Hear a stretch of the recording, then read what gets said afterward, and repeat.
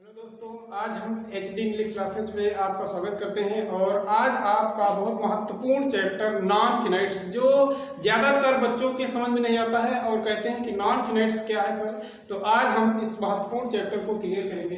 देखिए लिखा है नॉन फिनाइट्स।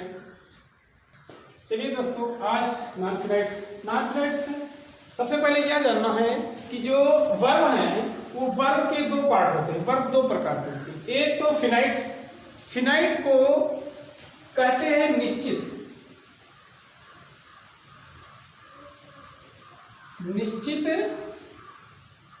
क्रिया, आप इसमें क्रिया जोड़ सकते हो, और नॉन फिनाइट वर्ब्स।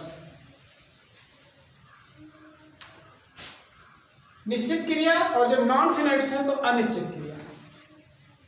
इसको हम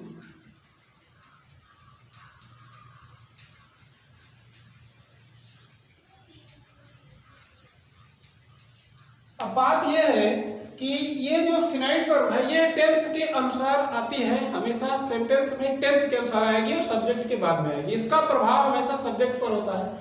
और जो नॉन फिनाइट्स हैं, नॉन फिनाइट्स वे वर्ब होती हैं जो निश्चित नहीं होती फिर भी वो सेंटेंस में आती है। नॉन फिनाइट्स वर्ब जो हैं वो तीन प्रकार की बताई गई हैं। एक है पार्टिसिपल, और एक है इंफिनिटिव, और एक है जेरंड। पार्टिसिपल और इंफिनिटिव और जेरंड। पार्टिसिपल भी तीन प्रकार की होती है। एक होती है प्रेजेंट पार्टिसिपल, और एक पास्ट पार्टिसिपल, और एक परफेक्ट पार्टिसिपल। अब और ये जो इंफिनिटिव है, इंफिनिटिव को हम तब बनाते हैं जब V1 के आगे टू लगा देते हैं। V1 के आगे टू लगा देते हैं। अभी एग्जांपल लेते हैं तो समझ आएगा। और जेरंड वह होता है जो V1 में ING जोड़ देते हैं। V1 में ING जोड़ने पर जेरंड बन जाता है। अब बात यह है, यहाँ पर जो प्रेजेंट पार्टिसिपल है वो V1 प्लस ING है, और जो पास्ट पार्टिसिपल है वो V3 है, यानी वर्ब की तीसरी अवस्था। V3 को मतलब समझ रहे, वर्ब की तीसरी अवस्था। और जो परफेक्ट पार्टिसिपल है वो हैविंग प्लस वर्ब की थर्ड फॉर्म है। अब बात यह है बेटा कि यहाँ पर जो V1 प्लस ING ये है, और ये जेरंड जो है ये V1 प्लस ING है, और ये V1 प्लस ING है। ये दोनों में समानता है। तो हमको जानना है कि प्रेजेंट पार्टिसिपल और जेरंड में डिफरेंस क्या है, क्या अंतर है यहाँ पर। जब दोनों एक समान है तो इसमें कैसे पहचानेंगे। अब जानना ये है कि जो जेरंड है तुम्हारा, ये जेरंड है, जो जेरंड हमेशा सेंटेंस में या फिर सब्जेक्ट का काम करता है या फिर ऑब्जेक्ट का काम करता है, क्योंकि यह जो है जेरंड नाउन होता है। एक प्रकार का ये सेंटेंस में नाउन का काम करता है। जब नाउन है तो या सब्जेक्ट है या फिर ऑब्जेक्ट है। दूसरी बात, जो इंफिनिटिव है, इंफिनिटिव तो टू लगा करके बनाते हैं, और जो पास्ट पार्टिसिपल है ये V3 है, और जो परफेक्ट पार्टिसिपल है ये हैविंग प्लस V3 है।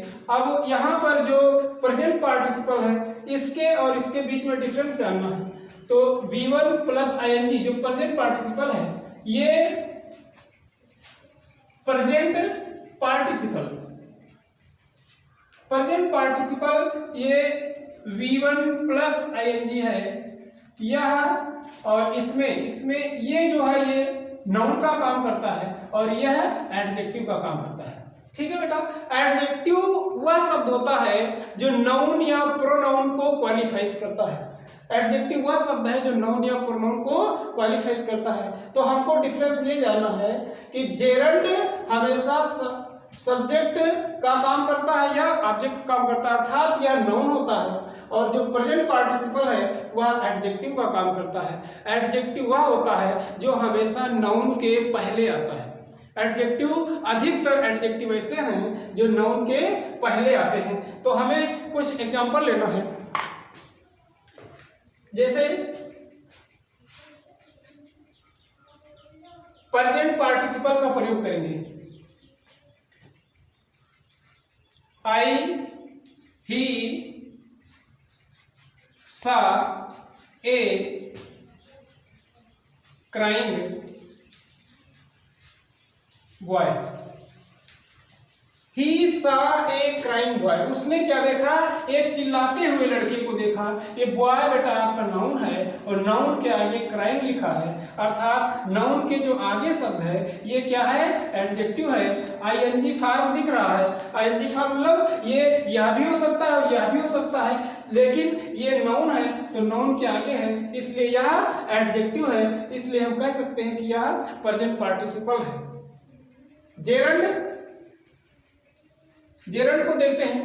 जेरंड वह होता है जो सब्जेक्ट काम करता है, जिसे हम कहते हैं स्मोकिंग इज